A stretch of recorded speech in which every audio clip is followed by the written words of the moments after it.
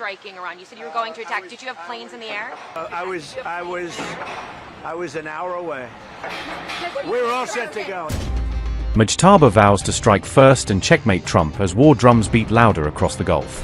President Trump pauses planned strikes on Iran amid shifting intelligence and high tensions. Israel on edge after Iran warns Trump against any new aggression in the Gulf. The Middle East is once again on edge after Donald Trump revealed he paused a planned strike on Iran, raising fears of renewed military escalation in the region.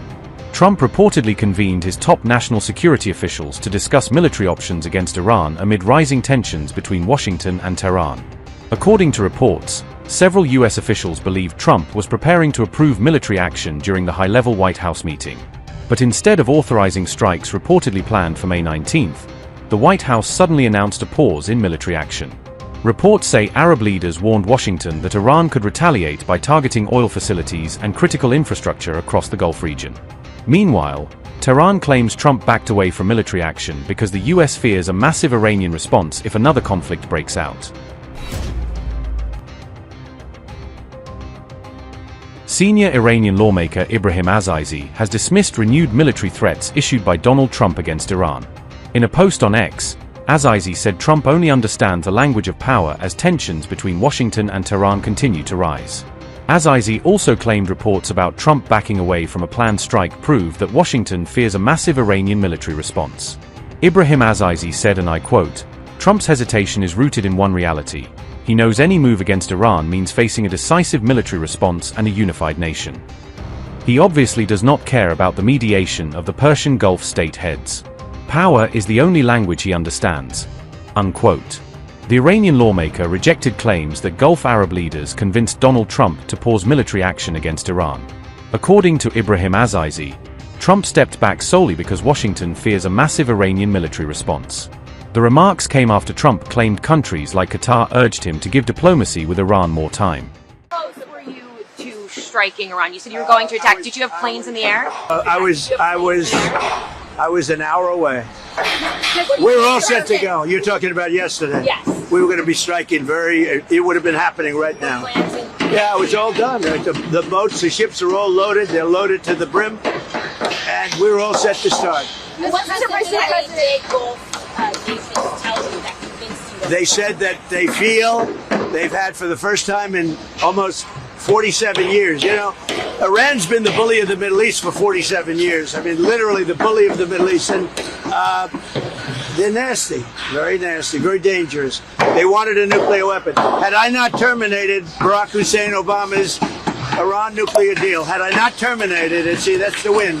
That can't happen with the real structure. Mr. President, one more on Iran, if I may. When you were having your discussions with the regional partners, the regional leaders, did they express to you any concern about Iran's ability to still retaliate in the event of U.S.? They have a little ability. Their missiles are 82% gone, we estimate. Their capacity to build is very little right now because we hit all of their manufacturing areas. Same thing with drones, largely gone, but they still have a little capacity. Yeah, not much, but they have a little. Their Navy is completely gone. Their Air Force is completely gone. President Xi has promised me that he's not sending any weapons to Iran. That's a beautiful promise. I take him at his word.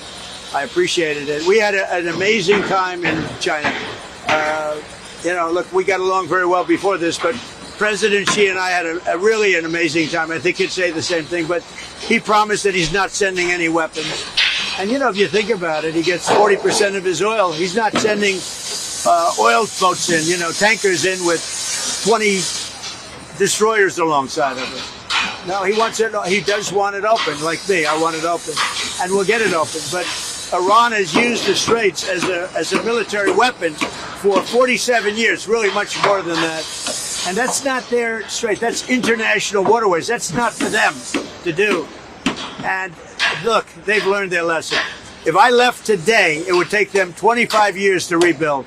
But we're not leaving. We're going to do it right so that in 5 years, 10 years, if you have a bad president who doesn't want to do what's right to do, this should have been done by Obama. This should have been done by Biden. It should have been done by other presidents long before me. And everybody agrees to that. They agree to it. Iran has strongly rejected what it calls US threats and pressure tactics during ongoing negotiations with Washington. Tehran says it could agree to a deal if all aggression against Iran ends and sanctions and blockades are fully lifted. Iran has also warned that its forces are fully prepared to confront the US and Israel if the conflict reignites in the region. Israel has reportedly raised its military alert to the highest level amid growing fears of renewed conflict with Iran. According to Channel 12, Israeli officials were caught off guard by Donald Trump's decision to delay military action against Iran. Reports say Israeli Air Force units are now preparing for immediate operations if Trump decides to resume strike plans. US and Israeli officials have also completed a joint operational review for possible future attacks on Iran.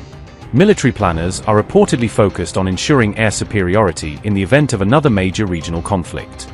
Meanwhile, fears are growing that Iran could launch a preemptive strike if Tehran believes an attack is imminent.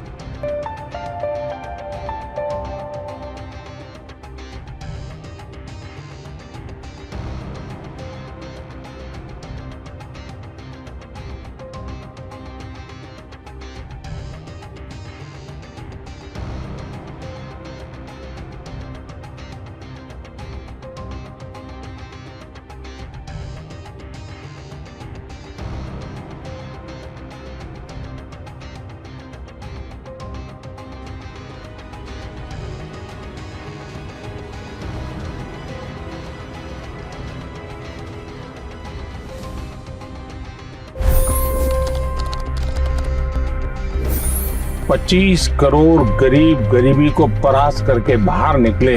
For the good of our nation, let's work together and let's truly make America great again.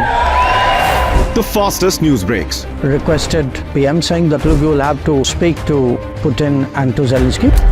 The biggest news makers. The relationship with India is probably the most important bilateral relationship the U.S. will have for the rest of this century.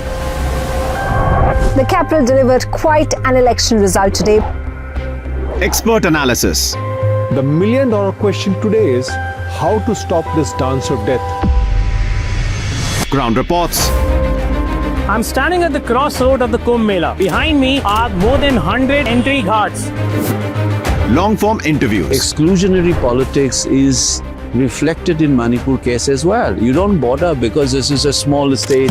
Deep dive into burning issues. It's often said DRC could be the richest country in the whole world. It's because of what sits underneath. Why exactly did the US topple the Sheikh Hasina government?